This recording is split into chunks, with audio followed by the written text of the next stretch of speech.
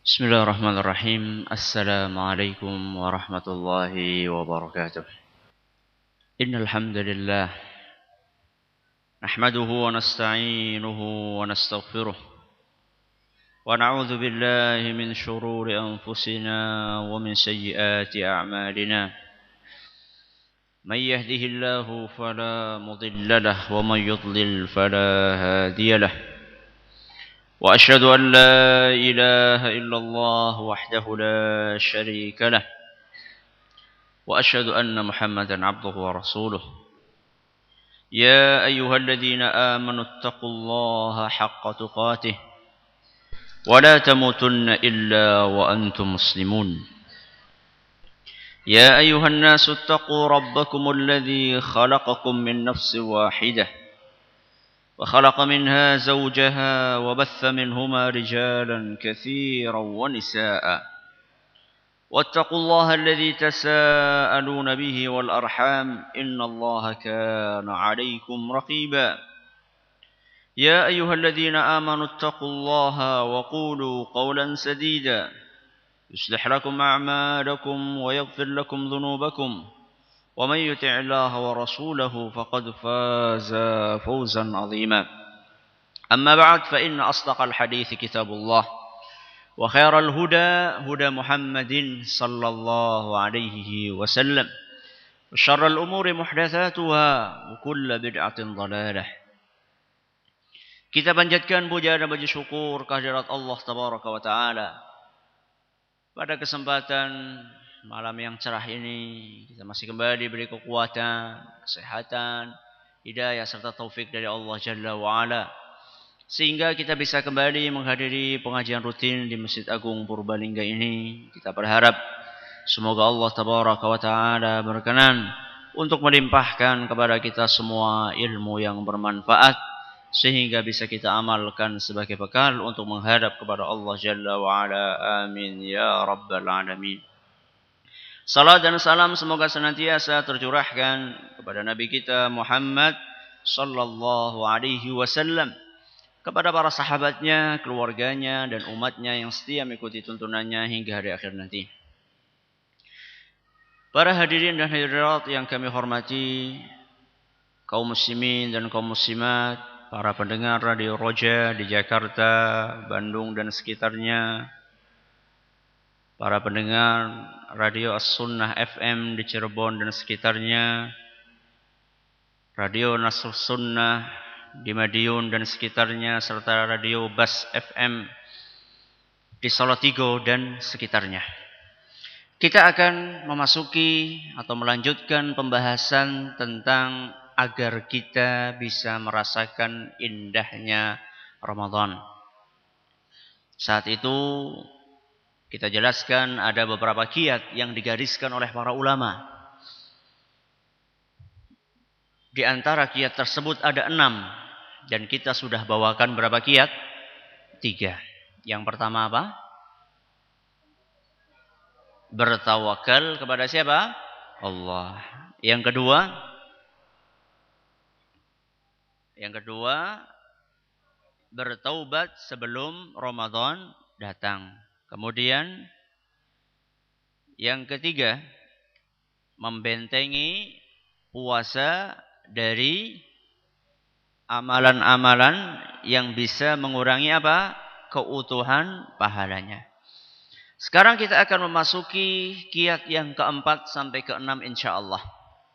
Kiat yang keempat, di antara kiat-kiat agar kita bisa merasakan nikmatnya Ramadan adalah memprioritaskan amalan yang hukumnya wajib. Memprioritaskan amalan yang hukumnya apa? Wajib. Di dalam ajaran Islam, amalan yang disyariatkan ada yang hukumnya wajib dan ada yang hukumnya apa? Sunnah. Dan masing-masing jelas dianjurkan untuk kita amalkan. Hanya saja di antara yang sunnah dan wajib ini Yang lebih dicintai oleh Allah Subhanahu wa taala adalah amalan yang hukumnya apa? Wajib. Sebagaimana diterangkan oleh Allah Tabaraka wa taala dalam sebuah hadis qudsi yang diriwayatkan oleh Imam Al-Bukhari rahimahullah. Kata Allah Subhanahu wa taala, "Wa ma taqarraba ilayya 'abdi bi syai'in ahabba ilayya mimma aftaradtuhu 'alaihi." Kata Allah Subhanahu wa taala, dan tidaklah seorang hambaku bertaqarrub, melakukan amalan yang bisa mendekatkan dirinya kepadaku, yang lebih aku cintai dibandingkan dengan amalan yang aku wajibkan atas orang itu. Jadi hadis ini merupakan nas yang sangat jelas yang menunjukkan bahwasanya antara yang sunnah dengan yang wajib itu lebih dicintai oleh Allah yang mana? Yang wajib. Maka ketika kita memasuki bulan Ramadan, sekian banyak amalan ada di dalamnya. Kita harus pintar untuk memilah dan memilih. Kita harus pintar untuk memprioritaskan dan mementingkan mana yang wajib dan mana yang sunnah. Jangan sampai kita termasuk seperti orang-orang yang kesiangan sholat subuh. Ketika ditanya, "Loh jenengan dening kawanan kena ngapa? Jan mombengi tahajudnya suwe banget." Mombengi tahajudnya apa? Suwe banget. Nganti nopo? Subuhe kerainan. Atas niku leres napa mboten? Mboten. Kenapa? Karena tahajud hukumnya apa? Sunnah. Salat subuh hukumnya apa? Wajib. Jadi kita harus punya skala prioritas. Harus ada yang lebih kita pentingkan. Semuanya penting. Yang sunnah penting, yang wajib penting. Tapi di antara yang penting-penting ini ada yang lebih apa? Penting. Contoh misalnya. Salat 5 waktu. Di bulan Ramadan, kita berusaha untuk menjaga salat 5 waktu semaksimal mungkin. Kita berusaha untuk mengamalkan apa yang disebutkan oleh Nabi sallallahu alaihi wasallam dalam sebuah hadis yang diriwayatkan oleh Imam At-Tirmidzi, dan hadis ini dinilai hasan oleh Syekh Al-Albani. Kata Nabi sallallahu alaihi wasallam, "Man shalla lillahi arba'ina yawman fi jamaah." Barang siapa yang salat karena Allah berjamaah selama 40 hari. Berapa hari? 40 hari. Yudrikut takbiratal ula. Menjumpai takbiratul ihramnya imam. Maksudnya apa? Dari awal. Maksudnya dari awal gimana? Tidak telat. Kadang ada orang qomat baru berangkat, dia enggak telat. Enggak masbuk. Itu masuk kategori hadis ini enggak? Iya. Penak temen. Bukan seperti itu yang dimaksud. Yudrikut takbiratul ula, menjumpai takbiratul ihramnya imam, maksudnya adalah ketika imam Allahu Akbar, panjenengan itu sudah berada di shaf. Ya, untuk Allahu Akbar nembe melayu sekang umah. Bukan. Walaupun tidak masbuk. Nah, tidak masbuk lain, kemudian mendapatkan takbiratul ihram lain lagi. Ini derajat dan peringkat yang lebih apa? Yang lebih tinggi. Kata Nabi SAW, barang siapa yang salat lillahi ta'ala berjamaah 40 hari 40 malam, tidak pernah ketinggalan takbiratul ihramnya siapa? Imam. Apa pahalanya? Kata Nabi SAW, kutiba lahu bara'atan. Bara'atun minan nari wa bara'atun minan nifaq. Dia akan dibebaskan dari 2 hal. Yang pertama akan dibebaskan dari api neraka. Yang kedua akan dibebaskan dari kemunafikan. Ini keuntungan yang pertama, keuntungan ukhrawi. Keuntungan yang kedua, keuntungan di duniawi kita. Yang juga akan berbuntut nasib kita di akhirat. Pahalanya apa? Akan dibebaskan dari apa? Api neraka. Ini salah satu tujuan utama kita. Yang kedua apa? Akan dibebaskan dari sifat munafik. Angel napa mboten? 40 dina, 40 bengi. Ora tahu ketinggalan apa? Takbiratul ihram. Saben kene sing wis tahu. Kadang-kadang ada orang sudah 39 hari ya. Kurgari apa? Sedina. Wis cepet-cepet subuhan arep mangkat dadakan kebelet. Akhirnya apa? Gak bisa dapat 40 hari. Gak mudah ya. Jadi selama 40 hari kan banyak ya. Banyak kondisi kita. Mungkin lagi kebelet, mungkin sakit, mungkin bepergian, mungkin ini begitu banyak halangan dan rintangan. Tapi seandainya seorang hamba bisa melewati rintangan tersebut, maka dia akan dibebaskan dari api neraka dan dari sifat munafik. Jadi ketika bulan Ramadan, mari ya. Ini kesempatan kita ya. Ketika bulan Ramadan adalah bulan orang yang lagi rajin beribadah. Ini kesempatan kita untuk memotivasi diri kita. Alhamdulillah Ramadan 30 hari. Hari nambah pira? 10 hari di bulan Syawal. Terus orang mau masjid gue.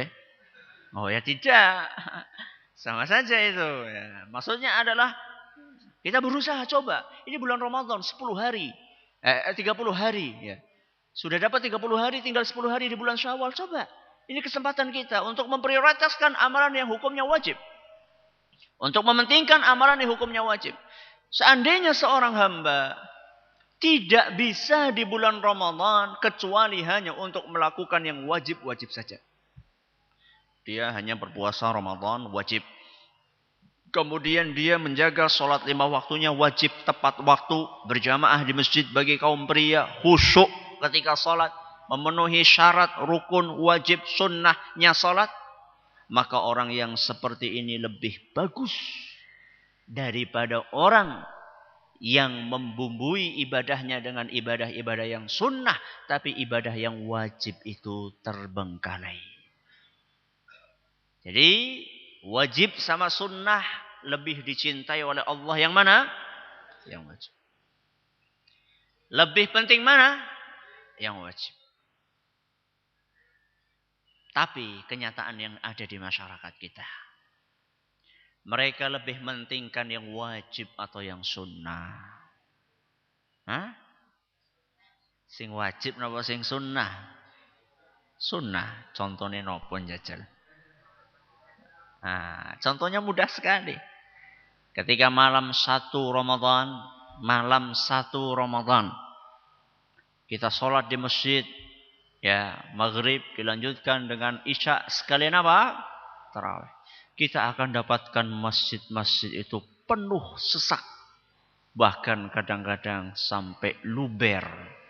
Ya, bahkan mungkin ada yang bikin terop ya. Ada yang bikin tarub di depan masjid ya. Saking rame ini orang muat. Tanggal berapa? Malam 1 Ramadan. Coba lihat. Gak usah tanggal 7 Ramadan. Gak usah tanggal 10 Ramadan.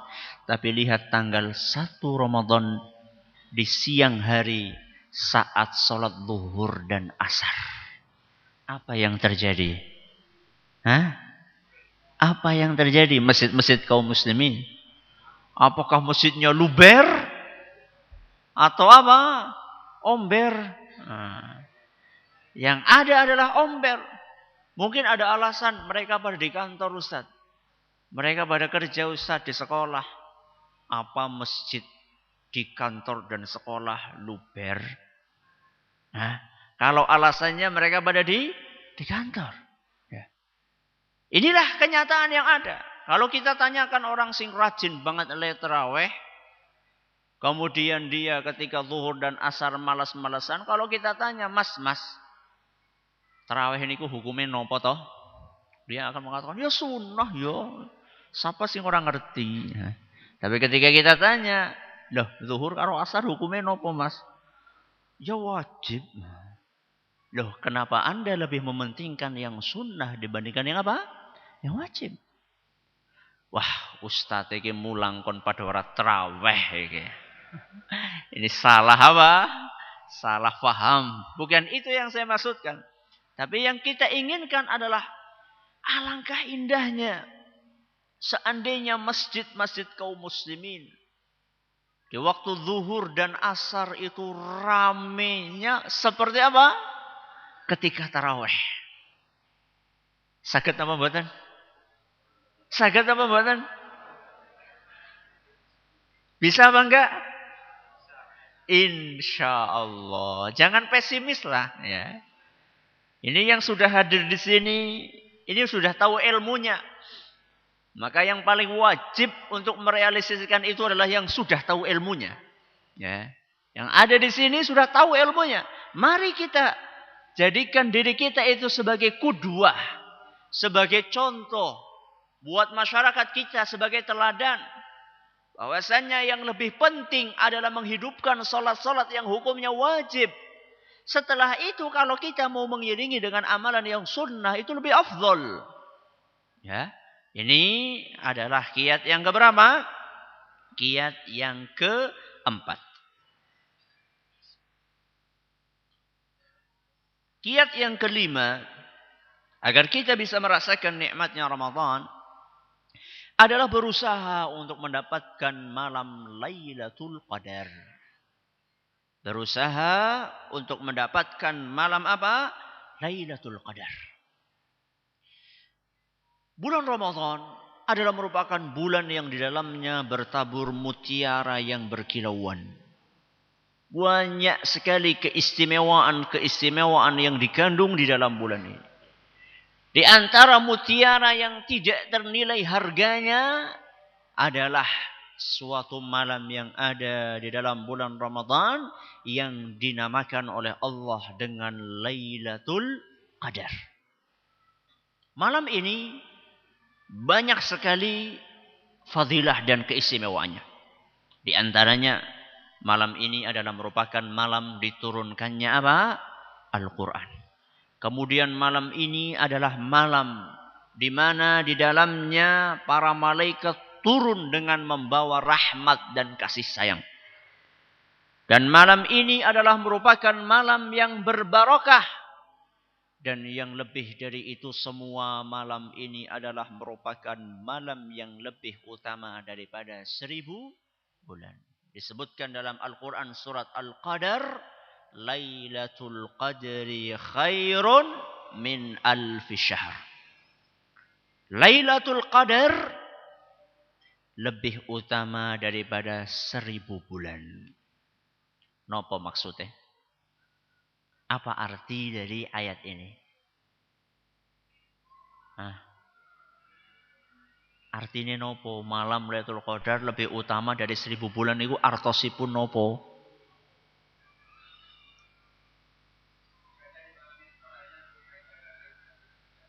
Ibadah di malam itu pahalanya lebih baik daripada ibadah 1000 bulan. 1000 bulan itu pinten tahun?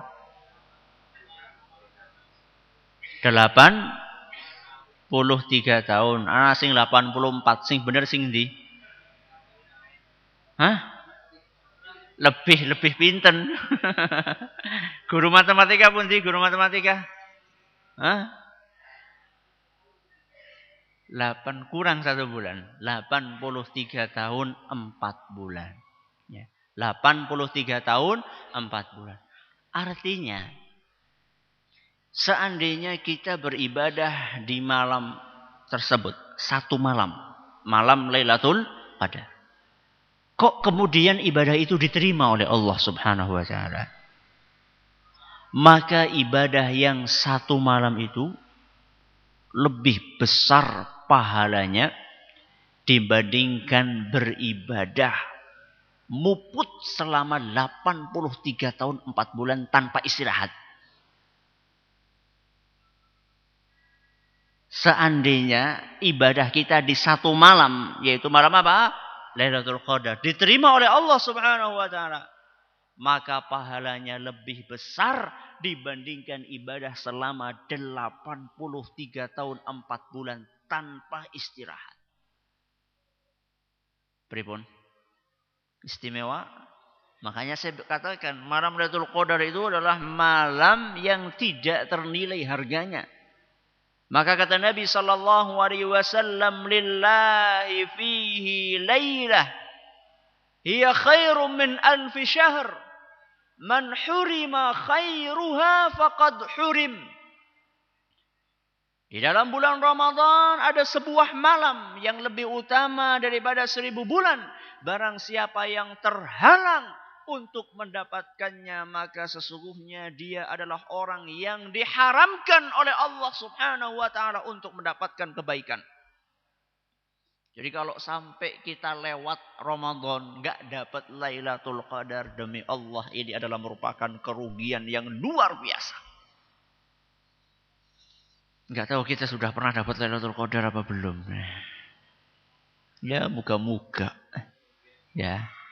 Pertama kalau kita pengen dapat caranya bagaimana? Pertama kita perlu mengetahui kapan malam Lailatul Qadar itu jatuh. Kata Nabi sallallahu alaihi wasallam, "Taharraw Lailatul Qadri fil ashril awakhiri min Ramadan." Carilah Lailatul Qadar itu di 10 hari terakhir di bulan Ramadan. Hadis riwayat Bukhari dan Muslim. Jadi malam Lailatul Qadar itu enggak akan keluar dari 10 hari terakhir bulan Ramadan.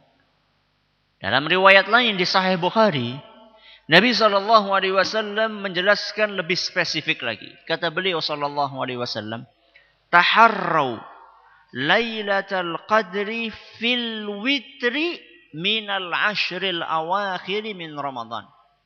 Carilah Lailatul Qadar di malam yang napa? Ganjil. Dari apa? Dari 10 hari terakhir. Berarti nek dihitung-hitung malam selikur, malam 23, malam 25, malam 27 dan malam berapa? 29. Ada berapa malam? 5. Nah, malam yang mana ini? Pada zaman Nabi sallallahu alaihi wasallam sebagaimana disebutkan dalam sebuah hadis riwayat Bukhari dan Muslim, pernah kejadian malam Lailatul Qadar itu jatuh pada malam 21. Pernah terjadi jatuh pada malam berapa? 21. Dalam riwayat Bukhari, dalam riwayat Muslim pernah kejadian jatuh pada malam 27. Nah, berarti kan dari riwayat-riwayat ini, para ulama menyimpulkan Lailatul Qadar itu enggak mesti setiap tahunnya akan jatuh pada suatu malam tertentu. Tapi bisa jadi apa? Berpindah-pindah. Kadang 27, kadang 21, mungkin juga 23, mungkin juga 25. Yang jadi pertanyaan, kenapa kok jadi rahasia seperti itu? Kenapa kok enggak langsung ditentukan Lailatul Qadar malam 17 rampung? Kenapa? Apa rahasianya? Semangat. Iya. Kalau dirahasiakan malam itu kita akan bersemangat di seluruh malam. Kalau kita bersemangat di seluruh malam berarti ibadah kita semakin banyak. Kalau ibadah kita semakin banyak, sing untung sinten? Siapa yang untung? Kita sendiri. Tapi kalau misalnya ditentukan, dah tahun ini malam Lailatul Qadar malam selikur. Gimana? Malam selikur kabehan tangi. Malam telilikur. Gimana? Sepi. Semuanya apa? Soleh malam Lailatul Qadar. Nah, itulah salah satu rahasianya. Jadi kenapa kok malam Lailatul Qadar itu dirahasiakan? Salah satu hikmahnya adalah agar kita itu semakin banyak apanya? Ibadahnya. Kalau kita banyak ibadahnya, yang untung siapa? Kita. Jadi inilah kasih sayang dari Allah Tabaraka wa Ta'ala. Sudah. Sekarang berarti kita bisa tahu bahwasanya malam Lailatul Qadar itu tidak akan lepas dari 10 hari terakhir di bulan Ramadan, terutama malam-malam yang apa? Yang ganjil. Berikutnya, bagaimana yang dipraktekkan oleh Nabi untuk mengejar Lailatul Qadar. Setelah tahu malam-malamnya, kita perlu mengetahui apa yang dipraktekkan dan dilakukan oleh Nabi SAW pada malam-malam itu.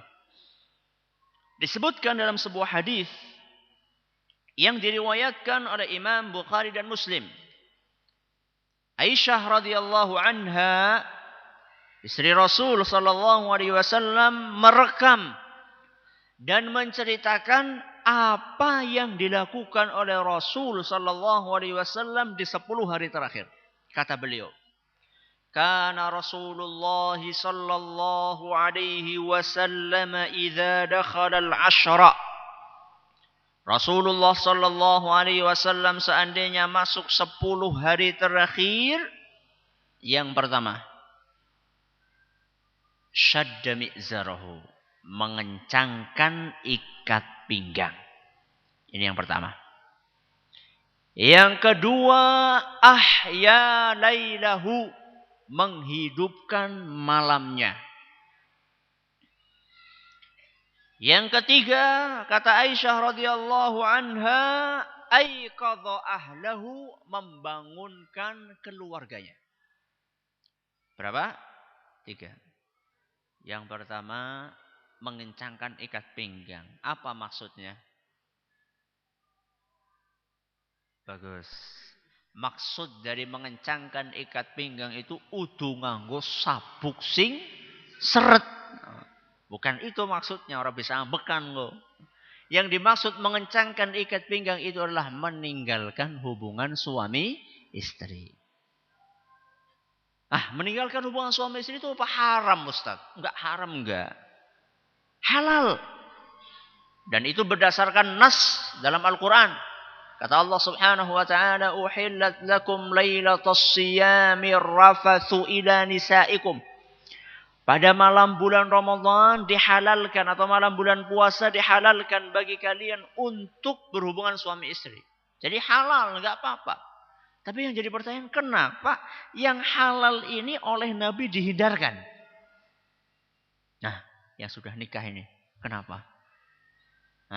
Yang bujangan-bujangan enggak saya tanya. Yang sudah nikah kenapa? Fokus. Apa iya? Apa malah enggak kepikiran kalau Apa? Butuh energi, bagus. Kalau kita habis hubungan suami istri itu kan mesti energi kita apa? Terkuras. Nek energinya wis terkuras, gawane apa? Ngantuk. Pengennya apa? Turu. Akhirnya enggak bisa menghidupkan apa? Malam. Jadi Nabi SAW itu ingin all out. Ingin maksimal. Untuk betul-betul beribadah sebaik-baiknya di bulan itu. Di malam-malam itu. Makanya sampai sesuatu yang halal beliau hindarkan. Kenapa? Karena yang halal ini bisa mengurangi semangat beliau dalam beribadah. Maka kalau udah masuk 10 hari terakhir, terutama sing malam-malam ganjil, ngaso disit.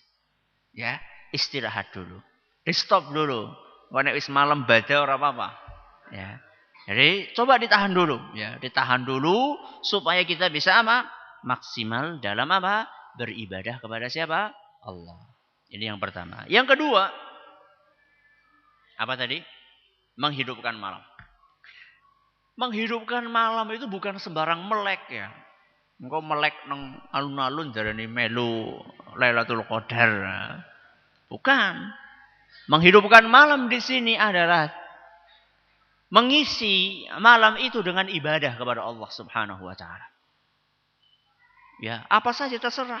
I'tikaf itu kalau bisa itu bagus sekali, bisa i'tikaf. Kemudian juga, tapi i'tikaf jangan cuma tidur tok, ya. I'tikaf cuma mindah apa? Tempat tidur. Dari rumah ke mana? Ke masjid. Bukan itu, karena tujuan utama i'tikaf bukan Bukan hanya tidur, boleh tidur, tapi itu bukan tujuannya. Ya, ya i'tikaf, kemudian sholat, membaca Al-Quran, berzikir, berdoa. Nggak apa-apa, di selang-seling itu nggak apa-apa. Jadi panjenengan misalnya sholat disit. Sholat, suwe-suwe kok sikile semutan. Nah, ganti baca Quran, duduk baca Quran. Baca Quran lama-lama kok suarane serak. Nah, ganti zikir yang nggak butuh suara keras zikir.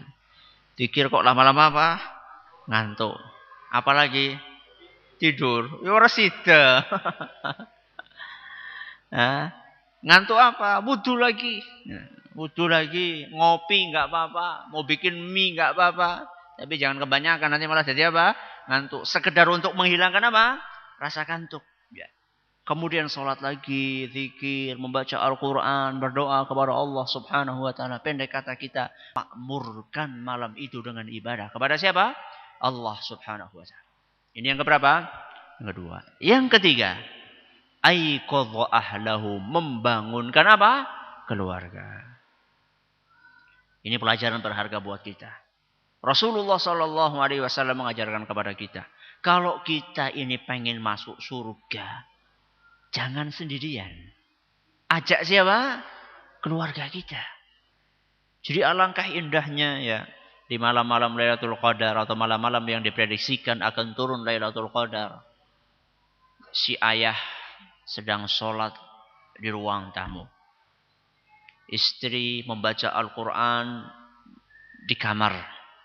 Anak-anaknya semuanya berzikir, berdoa di ruang tengah. Indah sekali. Itulah keluarga sing jerene mawaddah warahmah wasakinah. Tapi nek malam-malam Lailatul Qadar kok kabehan ngorok. Bapake ngleder. Ibune pada bae, anak-anake apa maning. Nah. Wah, itu bukan rumah yang mawaddah sakinah warahmah, walaupun ditulis di dindingnya apa? Mawaddah sakinah warahmah, bukan. Mari, ini saatnya kita untuk mengajak anak-anak kita, untuk mengajak istri kita, orang tua kita, keponakan kita, paman kita, bibi kita. Mari kita makmurkan malam itu. Dan satu lagi, bacaan yang disunnahkan oleh Nabi SAW untuk kita perbanyak pada malam-malam itu adalah Allahumma innaka afuwun atau afuwun karim tuhibbul afwa fa'fu anni. Ini perbanyak ya. Karena Aisyah radhiyallahu anha pernah bertanya kepada Rasul SAW, wahai Rasul, seandainya saya menjumpai malam-malam itu, wahai Rasul, apa yang seharusnya saya baca? Kata Nabi SAW, Quli, bacalah Allahumma innaka afuwun tuhibbul afwa fa'fu anni. Ya Rabbi, sesungguhnya engkau itu maha pemaaf dan mencintai maaf, maka maafkanlah aku. Ini kiat untuk mendapatkan apa? Lailatul Qadar. Kemudian kiat yang keenam, agar kita bisa merasakan nikmat dan indahnya Ramadan, mari kita jadikan Ramadan ini sebagai madrasah. Kita jadikan Ramadan ini sebagai apa? Madrasah. Apa maksudnya Ustaz? Yang namanya orang sekolah, dia kan belajar yang baik-baik. Ya. Mana ada sekolah itu mengajarkan yang buruk-buruk. Ya. Rata-rata sekolah itu mengajarkan yang baik. Nah, ketika orang sudah mengetahui yang baik, semestinya kalau dia sudah tamat dari madrasah atau sekolahan itu, semestinya kan kebiasaan atau pelajaran baik itu diteruskan atau dihentikan? Diteruskan. Ini maksudnya. Kita jadikan Ramadan sebagai madrasah, maksudnya adalah di dalam bulan Ramadan kita berusaha untuk mendidik diri kita untuk rajin beribadah. Dengan harapan setelah kita tamat, setelah kita tinggalkan bulan Ramadan, kita terus melestarikan semangat untuk beribadah di luar Ramadan. Sampai kapan Ustaz? Sampai kita menghadap kepada Allah Subhanahu wa taala. Dalam Al-Qur'an surat Al-Hijr ayat 99. Surat Al-Hijr ayat 99. Allah Subhanahu wa taala berfirman, "Wa'bud rabbaka hatta ya'tiyakal yaqin." Beribadahlah kepada Allah sampai datang apa? Ajal. Imam Ahmad pernah ditanya, "Wahai Imam, sampai kapan engkau itu beribadah dan beramal soleh?" Kata Imam Ahmad, "Sampai saya meletakkan dan menginjakkan kaki kananku di surga. Saat itulah sudah selesai untuk beribadah." Jadi selama ajal belum menjemput kita, maka kita tidak boleh apa?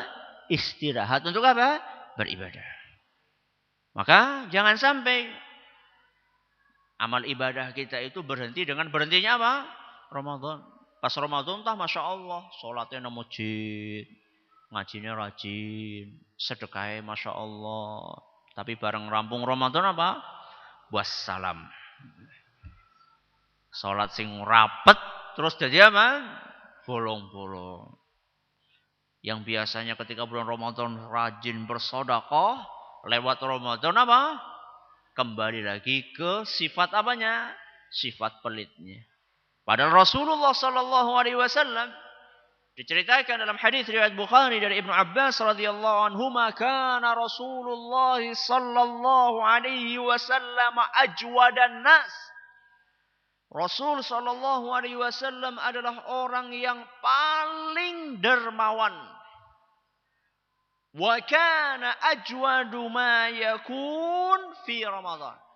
Tapi kalau sudah masuk bulan Ramadan, beliau itu sangat apa? Dermawan. Jadi di luar Ramadan dermawan, masuk Ramadan apa? Lebih dermawan sekali. Dan itu dicontohkan oleh para ulama kita. Imam Ahmad bin Hanbal suatu ketika pernah akan berbuka puasa. Di rumahnya hanya ada 2 potong roti kering. Apa? 2 potong roti apa? Kering. 1 potong untuk buka, 1 potong untuk apa? Untuk sahur. Gitu ya para ulama kita. Nah kita gimana? Hah? Wedangnya wis macam-macam. Ana wedang kopi, wedang teh, dawet, kolak, apalagi es buah. Makanannya lebih macam-macam lagi. Ana bakso, ana seroto, ana gado-gado, ana sega goreng. Imam Ahmad ketika berbuka tidak ada di rumahnya kecuali apa? 2 potong roti, roti kering lagi. 1 potong diniatkan untuk berbuka, 1 potong diniatkan oleh apa? Untuk apa? Untuk sahur. Ketika akan berbuka, tok, tok, tok, tok. Siapa? Pengemis. Ya. Minta-minta, wahai imam. Saya enggak punya apa-apa untuk berbuka, wahai imam. Saya enggak punya apa-apa untuk berbuka. Saya lapar sekali, wahai imam. Apa yang dilakukan oleh Imam Ahmad? Kalau pikiran kita kan, sing sepotong gue diparo ya. Separohnya kita kasihkan sama orang miskin. Yang dilakukan oleh Imam Ahmad tidak pernah kita bayangkan. Apa yang dilakukan? 2 potong roti kering itu semuanya diberikan sama pengemis tadi. 2 potong kering itu, roti kering itu semuanya diberikan. Loh, panjenengan buka kali nopo Imam Ahmad? Beliau berbuka hanya dengan air putih. Dan beliau bersahur hanya dengan air putih. Subhanallah. Potret kedermawanan para ulama salaf itu seperti itu. Bagaimana dengan kita? Ada orang mengemis datang ke rumah kita. Nyun saya upak lawuh lah. Orang anak apa-apa nang rumah. Padahal ya anak mendoan, anak tempe, anak tahu, anak kerupuk. Jadi ini orang anak apa-apa. Subhanallah. Jadi inilah contoh. Inilah qudwah kita. Jadi di tengah umat itu sedang kehilangan panutan, kehilangan qudwah. Ini loh qudwah kita para ulama salaf. Contohlah mereka. Sebelumnya Nabi kita Muhammad sallallahu alaihi wasallam para sahabat Nabi sallallahu alaihi wasallam, para ulama salaf. Itulah qudwah kita, itulah teladan kita, itulah contoh kita. Ketika orang sedang tertipu dengan hingar-bingarnya budaya yang diimport dari barat, ini loh kisah-kisah yang menakjubkan, yang tidak pernah terdetik di dalam benak kita, dan seakan-akan itu adalah dongeng yang berasal dari negeri antah berantah. Wah, kalau kita akan kupas dan kita akan buka bagaimana potret keistimewaan akhlak para ulama salaf kita, kita akan bergeleng-geleng kepala dan berdecak kagum. Ini contoh ya. Jadi jangan sampai dengan berakhirnya bulan Ramadan kemudian ibadah kita ikut apa? Berakhir. Pernah ada seorang yang lapor kepada seorang ulama salaf. Wahai imam, ada sebagian orang yang ketika bulan Ramadan dia rajin sekali untuk beribadah. Tapi begitu selesai bulan Ramadan, ibadah-ibadah yang sudah biasa dia lakukan itu ditinggalkan, wahai imam. Apa pendapat kamu dan komentar kamu tentang orang-orang yang seperti itu? Begitu mendengar apa yang diceritakan oleh orang yang bertanya kepada dia, ulama salaf tadi berkata, bi'sal qaum. Orang-orang itu adalah orang-orang yang paling buruk. Kenapa wahai imam? La ya'rifuna Allah illa fi Ramadan. Orang-orang yang seperti itu tidak kenal Allah kecuali hanya di bulan apa? Ramadan. Jadi orang-orang yang hanya beribadah di bulan Ramadan, selesai Ramadan, ibadah itu dia tinggalkan. Ngajinya ditinggalkan. Menghadiri majelis taklimnya ditinggalkan. Membaca Al-Qurannya ditinggalkan. Salat 5 waktunya ditinggalkan. Puasanya ditinggalkan. Sedekahnya ditinggalkan. Dia adalah orang yang paling buruk. Kenapa? Karena dia tidak kenal Allah. Dan tidak mengenal Allah. Kecuali hanya di bulan apa? Ramadan. Padahal Allah subhanahu wa ta'ala, nikmat yang Allah berikan kepada kita, apakah Allah khususkan hanya di bulan Ramadan? Tidak. Kita diberi nafas. Di dalam bulan Ramadan kita diberi nafas. Setelah Ramadan kita masih diberi nafas oleh Allah subhanahu wa ta'ala. Di bulan Ramadan kita diberi rizki oleh Allah subhanahu wa ta'ala. Begitu selesai Ramadan, rizki masih terus diberikan kepada kita. Apakah kemudian ketika bulan Ramadan rizki itu Allah stop? Nafas itu Allah stop? Kesehatan itu Allah stop? Tidak. Di sepanjang tahun, rizki, kenikmatan, kesehatan dari Allah subhanahu wa ta'ala datang silih berganti. Kenapa kita hanya beribadah dan mensyukuri rizki-rizki itu di bulan Ramadan saja? Makanya ulama tadi berkata, bi'sal qaum. Mereka adalah orang yang paling buruk. La ya'rifunallaha illa fi Ramadan. Tidak kenal Allah kecuali hanya di bulan apa? Ramadan. Salah satu ciri utama diterimanya ibadah puasa kita. Dan salah satu pertanda paling besar kita telah mendapatkan Lailatul Qadar adalah kondisi kita setelah Ramadan lebih apa? Lebih baik. Itu cirinya. Jadi kalau kita ingin tahu, jane aku oleh Lailatul Qadar apa ora? Puasaku ditampa apa ora? Cirinya adalah lihat kondisi kita. Ibadahnya bagaimana? Semakin semangatkah? Menghadiri majelis taklimnya bagaimana? Semakin semangatkah? Bagaimana sholatnya? Semakin rajinkah? Bagaimana sedekahnya? Bagaimana puasanya? Bagaimana akhlaknya? Bagaimana perilakunya kepada keluarganya? Bagaimana perilaku dia kepada istri, anaknya, tetangganya, temannya? Kalau itu semakin baik, maka absyir, berilah kabar gembira. InsyaAllah orang itu termasuk orang yang mendapatkan malam apa?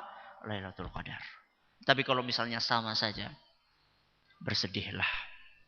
Anda belum beruntung, belum mendapatkan Lailatul Qadar. Semoga kita terhindar dari golongan tersebut. Masih ada waktu. Masih ada waktu kita. Kita belum ketemu dengan apa? Bulan Ramadan. Mari kita pancangkan niat di dalam hati kita yang paling dalam. Wahai Rabbi, berilah saya kesempatan untuk ketemu dengan bulan Ramadan. beribadah dengan sebaik-baiknya di bulan Ramadan, dan berilah saya kesempatan wahai Rabbi untuk bisa mendapatkan apa? Lailatul Qadar.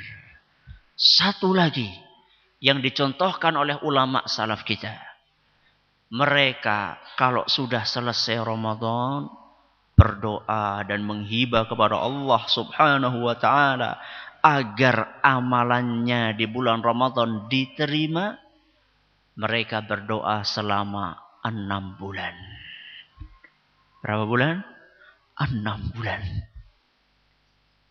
Jadi selama 6 bulan selesai bulan Ramadan mereka merintih, menghibah, wahai Rabbi, saya sudah sholat tarawih, saya sudah berusaha untuk qiyamul lail di bulan Ramadan, saya sudah berpuasa. Wahai Rabbi, tolong terimalah amal ibadah saya itu.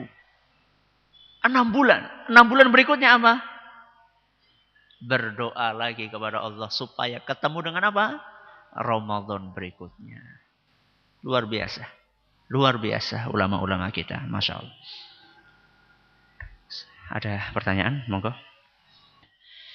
Ini waktunya sangat terbatas ya. Jadi mungkin saya hanya jawab satu pertanyaan saja. Masalah tarawih yang sering jadi polemik. Salat tarawih. Bagaimana cara praktek Rasul SAW dalam sholat tarawih? Sholat tarawih sejatinya adalah sholat malam. Ya, sholat malam. Jadi tidak ada bedanya. Cuman dilakukan di bulan apa? Ramadan. Caranya sholat tarawih. Itu baik yang 4-4-3 maupun yang 2-2-2-2-2-1 atau 2-2-2-3. Itu semuanya ada hadisnya. Semuanya ada hadisnya dan semuanya sahih. Semuanya apa? Sahih. Hadis yang mengatakan 4-4-3 adalah hadis riwayat Muslim dari Aisyah radhiyallahu anha. Diceritakan oleh Aisyah radhiyallahu anha, kana Rasulullah sallallahu alaihi wasallam shalla arba'an. La tas'al an husnihinna wa tulihinna. Rasulullah SAW salat malam 4 rakaat dan jangan kalian tanya bagaimana indah dan panjangnya. Kemudian beliau salat 4 lagi, kemudian salat 3 rakaat. Ini dalil yang 4-4-3. Dalil yang 2-2-2 adalah sabda Nabi SAW, salatul laili matna matna. Salat malam itu 2-2-2. Jadi yang jadi harapan adalah jangan sampai perbedaan seperti ini menimbulkan perpecahan di antara kaum muslimin. Ada sebagian daerah yang gara-gara hanya beda 4-4-3, 2-2-1 sampai berbeda masjid. Sing arep salat 4-4 telu nang kana. Sing arep salat loro-loro nang kene.